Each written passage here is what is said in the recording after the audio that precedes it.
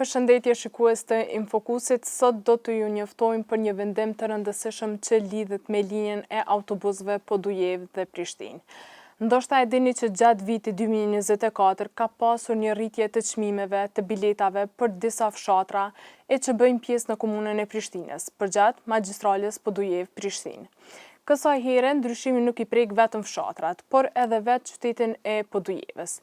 Nisja nga Podujeva nuk do të kushtoj më €1. Këtë vendim e kanë bërë të ditur pronarët e linjës së autobusëve Podujevë-Prishtinë.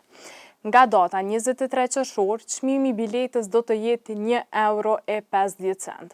Dhe sipas operatorëve të linjës, kjo rritje vjen si pasojë e rritjes së çmimit të derivateve. Gjatë javës së fundit, çmimi i derivateve është rritur në të gjithë territorin e Kosovës. Kryesisht, arsyetim kanë qenë ngjarjet e fundit në botë, konkretisht tensionet mes Izraelit dhe Iranit.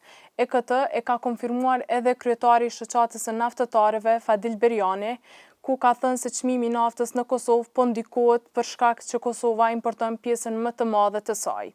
Ai ka treguar se si janë çmimet e derivateve aktualisht në rritjen e fundit. Pra, dizeli shkon nga €1.14 deri në €1.24, ndërsa benzina nga €1.15 deri në €1.25.